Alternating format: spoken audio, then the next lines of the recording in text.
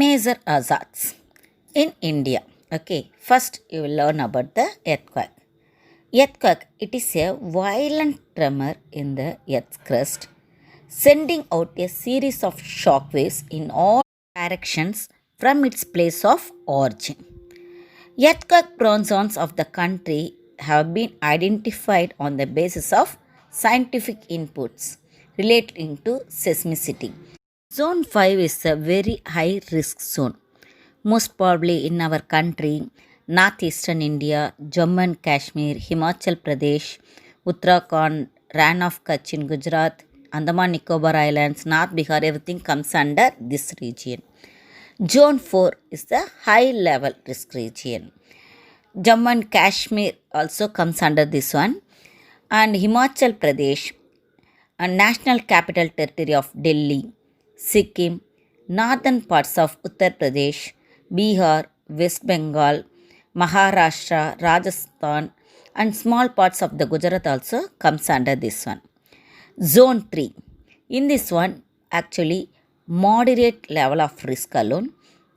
Here, Kerala, Goa, Lakshadweep Islands, Gujarat, West Bengal, Punjab, Rajasthan, Madhya Pradesh, Bihar, Tamil Nadu, even Tamil Nadu also comes under this one. Andhra Pradesh, Odisha, everything comes under Zone 3. Zone 2, level of risk very low. Covers remaining parts of the country. Okay, what are the cities? That means Arunachal Pradesh, Sikkim, this and all comes under this one. Next, you will learn about the flood.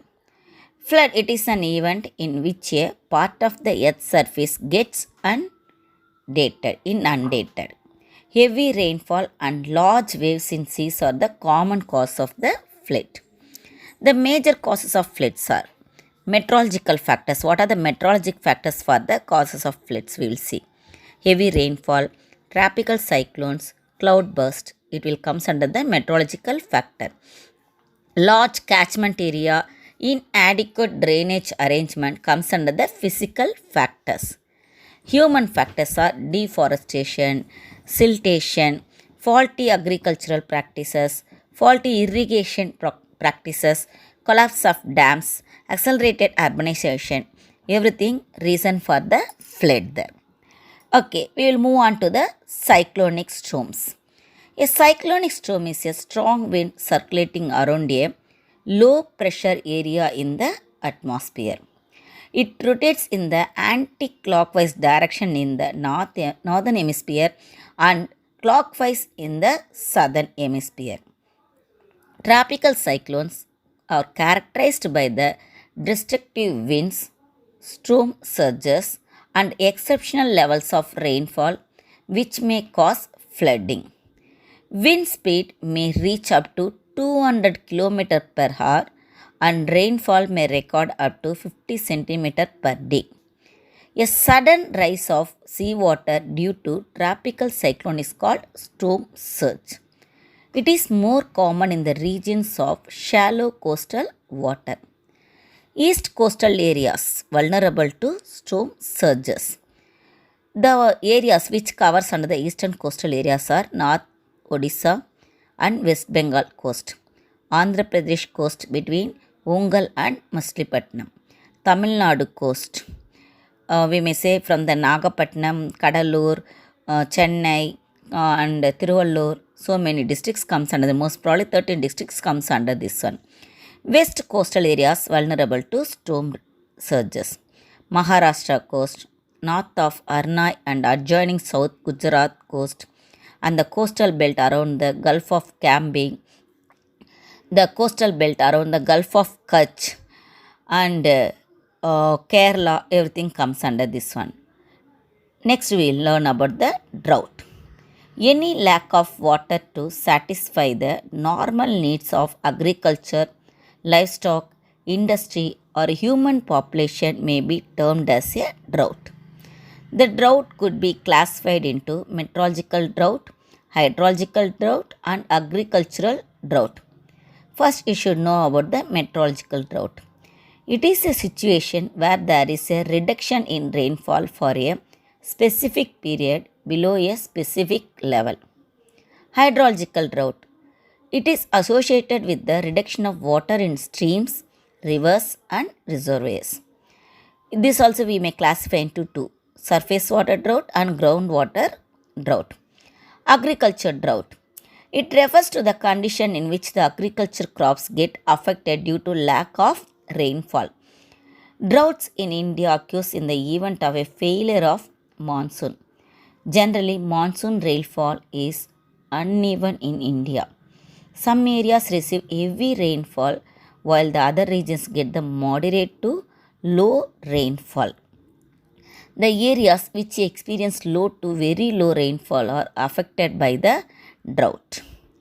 The major areas highly prone to drought are the arid and semi-arid region from Ahmedabad to Kanpur and from Kanpur to Jalandhar. The dry region lying in the leeward side of the Western Ghats. Next, landslides. Landslide is a rapid downward movement of rock, soil, and vegetation down the slope under the influence of gravity. They are generally sudden and infrequent. Presence of steep slope and heavy rainfall are the major causes of landslides.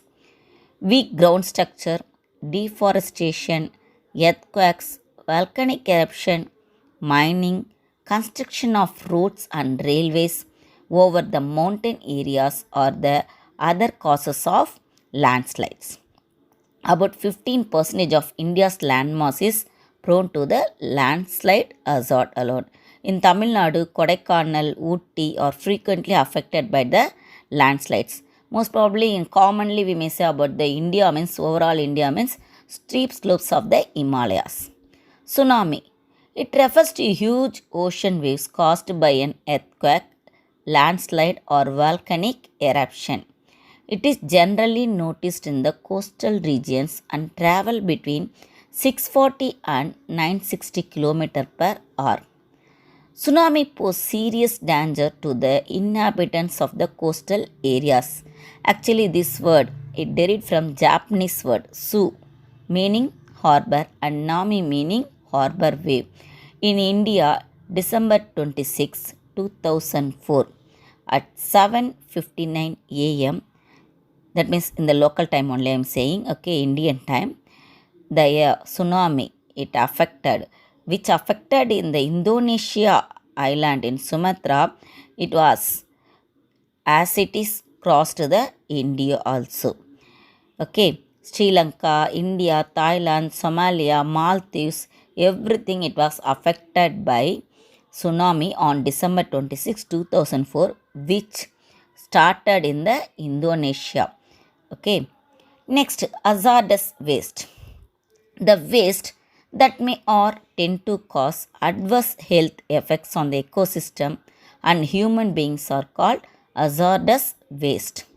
Radioactive substance, chemicals, medical waste, flammable waste, and explosives, household hazards waste, everything comes under this one. Okay. Pollution of air. Not only the pollution of air, actually pollution of land, pollution of water, everything it comes under the hazards only. But first you should know about the pollution of air. Air, it is a mixture of several gases that we know very well, isn't it? The main gas which it is in the air is the nitrogen alone. It is in only leading there 78.09 percentage. Next only we may say about the oxygen.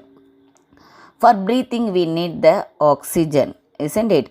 For plants they need the carbon dioxide for breathing as well as for the photosynthesis.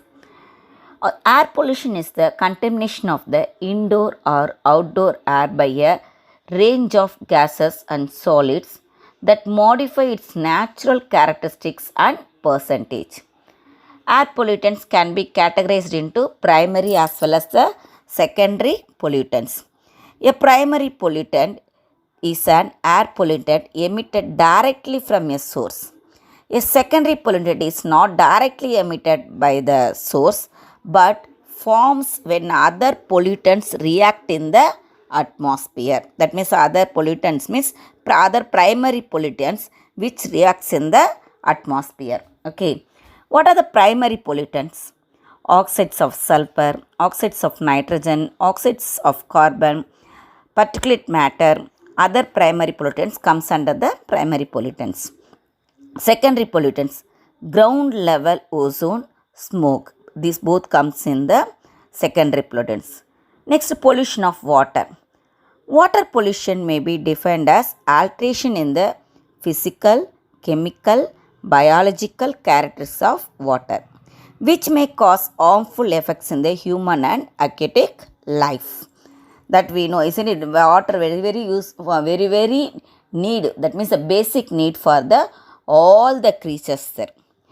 The major causes of water pollution in India are urbanization, industrial effluents, sewages, agricultural turnoff and improper agricultural practices, seawater intrusion, solid waste.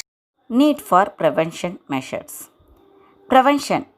It is defined as the activities taken to prevent a natural calamity or potential hazard from having harmful effects on either people or economic assets.